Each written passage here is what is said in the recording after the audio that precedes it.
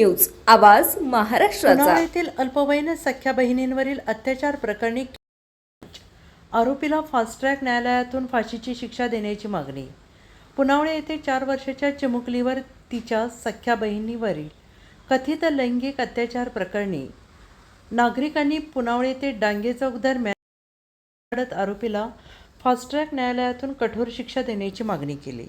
यावेळी बोलताना आमदार शंकर जगताप यांनी म्हटलं आहे की या प्रकरणातील आरोपीला शक्य तेवढ्या लवकर कठोरात कठोर शिक्षा व्हावी यासाठी राज्य सरकारने पाठपुरावा केला जाणार आहे। तसेच पीडित कुटुंबातील मुलींचे पुनर्वसन, त्यांचे शिक्षण आणि भविष्यातील सुरक्षिततेसंदर्भात मुद्देही शासनासमोर मांडले जातील असंही त्यांनी म्हटलं आहे। याशिवाय राज्यात बेकायदेशीररित्या वास्तव्यास असणाऱ्या रोहिंग्या आणि बांगलादेशी घुसखोरांविरोधात आवश्यक प्रक्रिया राबवण्याची मागणी त्यांनी केली आहे। मुख्यमंत्री देवेंद्र फडणवीस यांनी पीडित कुटुंबाला न्याय मिळवून देण्यासाठी कायदेशीर प्रक्रियेनुसार या प्रकरणाचा वेगाने पाठपुरावा करण्यासाठी आवश्यक ती पावले उचलावीत अशी अपेक्षा आमदार शंकर जगताप यांनी केली आहे। खरं तर गेल्या काही महिन्यापूर्वीच बांगलादेशी रोहिंगे जे सर्चिंग ऑपरेशन सुरू केलं होतं, त्यानंतर ते काही दिवस चाललं, मात्र ते बंद केले गेले। तर अशी काही मागणी होणार आहे का आता? SIRच्या माध्यमातून हे खरे मतदार, खरे भारतीय हे ओळखण्याचं काम हे भारत सरकारने चालू केलेलं आहे। मी प्रत्येक नागरिकांना आव्हान करेन की अशा SIRच्या माध्यमातून जी खरी ओळख पटवण्याचं काम जे भारत सरकार करतं आहे त्यासाठी आपण सर्वांनी मदत करावी। सगळ्यांनी प्रत्येकाचं हे SIR करून द्यावं, जेणेकरून अशा विकृतीचे जे लोक आहेत, जे रोहिंग्या असतील, बांगलादेशी असतील, हे ह्याच्यातनं लगेच निदर्शनास येऊन जातात। एकंदरीत हा प्रकार घडला, या कुटुंबाचं पुनर्वसन होणार आहे का त्या मुलींचं?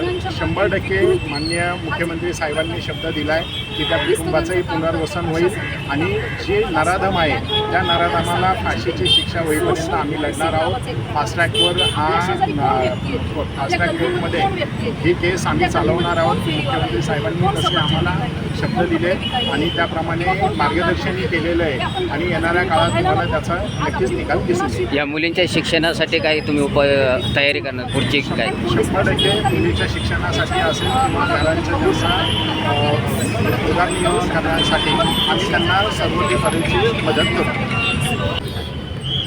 ओके, घडलेला जो प्रकार आहे त्याला गुन्हा नाही म्हणता येणार, त्याला विकृती म्हणावं लागेल। कारण जो गुन्हेगार आहे हा 60 वर्ष वयाचा मनुष्य, रियाज नावाचा एक जिहादी आहे आणि त्यांनी 8 वर्षाच्या 10 वर्षाच्या मुलीवर अत्याचार केला आहे आणि तो एकदा करून नाही थांबलेला, तो सातत्याने अनेक दिवस त्यांच्यावर हा अत्याचार करतो। त्याच्यामुळे महाराष्ट्रामधला हा सर्वात किळसवाना प्रकार म्हणावा लागेल। कुठंतरी आपण बघितलं तर कामगार नगरी म्हणून पिंपरी आणि पुणे चिंचवड या ठिकाणी 10-12च्या रूममध्ये असे प्रकार घडले जातात। खरं तर कामगार कामाला गेल्याच्यानंतर असे अनेक प्रकार घडले जातात, टक्केवारी वाढत चाललेली आहे। काय उपाययोजना केल्या पाहिजेत, काय वाटतंय? नक्कीच स्थानिक प्रशासन असतील, स्थानिक सत्ताधारी असतील, त्या सर्वांनीच अतिशय गंभीर स्वरूपाची अशी मागणी केलेली की जे जे या कामगार नगरीमध्ये कामगार म्हणून येतील, ज्या ज्या भागामध्ये ते भाडेकरू म्हणून जातील, ते भाडेकरू म्हणून जात असताना जो करार करतील पोलीस स्टेशनला जाऊन त्याची नोंद होणं गरजेचं आहे, जेणेकरून त्यांचं संपूर्ण बॅकग्राऊंड चेक करता येईल। कारण अनेक गुन्हेगार ज्यांचं काही पार्श्वभूमी असेल असेही लोक या भागामध्ये येत आहेत। आपण त्यांना रोखू शकत नाही, कारण प्रचंड अशा प्रमाणामध्ये आज ही औद्योगिक नगरी म्हणून वाढते। भारत देशामधून किंवा अनेक ठिकाणाहून देखील इथे कामगार म्हणून लोक येतात, तर त्यांची नोंद होणं हे गरजेचं। त्यामुळे प्रामुख्याने आज आमची ही मागणी आहे की भाडेकरू म्हणून ही लोक जिथे जातील, ज्या कंपनीमध्ये हे एनरोल होतील, त्या कंपनीने देखील त्यांच्या सगळ्या पार्श्वभूमीबद्दल पोलीस स्टेशनला माहिती देणं गरजेचं आहे। तातवडे परिसरामध्ये एका बहुजन समाजातल्या युवतीवरती जिहाद्याने अतिशय चुकीच्या पद्धतीनं त्या ठिकाणी बलात्कार केलेला आहे, अत्याचार केलेला आहे। या घटनेचा मी हिंदू मातंग सेनेच्या वतीनं तीव्र शब्दामध्ये निषेध व्यक्त करतो।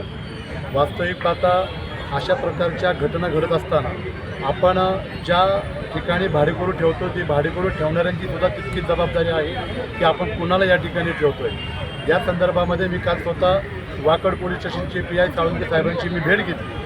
त्या ठिकाणी त्या सर्व घटनाक्रम मी वाचला। या साळुंके साहेबांनी आणि पोलीस प्रशासनाला अतिशय योग्यरित्या त्या ठिकाणी कलम दाखल केलेले आहेत. ॲट्रॉसिटी ॲक्टप्रमाणे गुन्हा दाखल झालेला आहे. फॉस्को अंतर्गत गुन्हे दाखल झालेले आहेत. आमची प्रामुख्यानं या राज्याचे मुख्यमंत्री देवेंद्र फडणवीस साहेबांकडं एक महत्त्वाची मागणी आहे. ज्या पद्धतीनं नसरपूरच्या घटनेमध्ये जलद गतीनं त्या नराधमाला फाशी देण्यात आली, त्याच पद्धतीनं त्याच धर्तीवरती हा खटला फास्ट ट्रॅक कोर्टामध्ये चालवून संबंधित जिहाद्याला फाशीच्या तख्तावरती पोहोचवण्यापर्यंत स्वतः देवाभाऊंनी लक्ष घालावं. आम्हाला पूर्णपणे विश्वास आहे. पोलीस प्रशासन अतिशय चांगल्या पद्धतीचं या ठिकाणी नियोजनबद्ध काम करते. तातडीनं त्या जिहाद्याला अटक केलेलं आहे. त्याच्यामुळं आमचा पोलीस प्रशासनावरती पूर्ण विश्वास आहे. फक्त जलद गतीनं न्यायालयामध्ये हा खटला चालून त्या जिहाद्याला फासावरती लटकवणं हे फार गरजेचं आहे.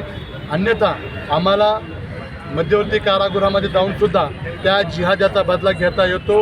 याचं उत्तम उदाहरणमध्ये दिवंगत ज्या आमच्या हिंदू युवकांनी ते तुम्हाला दाखवून दिलेलं आहे. शरद भाऊ मोहोळांनी ते कृत्य सगळं छातीतोडपणे केलेलं आहे. तशा प्रकारचं कृत्य या जिहाद्याला जर झालं नाही तर निश्चितच मध्यवर्ती कारागृहामध्ये जाऊन ती घटना करण्याच्यासाठी योजना हिंदू मातंग सेनेच्या माध्यमातून केली जाणार आहे.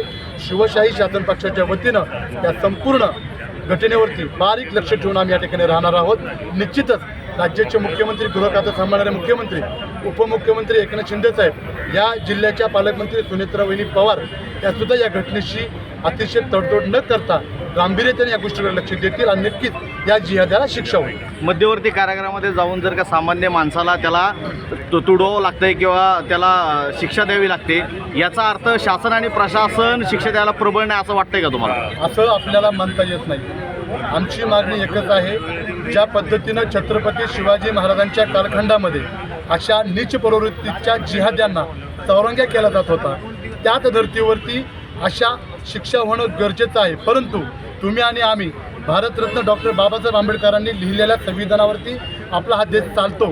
त्या संविधानावरती चालणाऱ्या घटनेवरती चालणाऱ्या घटनाक्रमावरती चालणाऱ्या संविधानाच्या आधारावरती जे काही गोष्टी आपल्याला जलद गतीने करता येतील त्या गोष्टी करणं अपेक्षित आहे.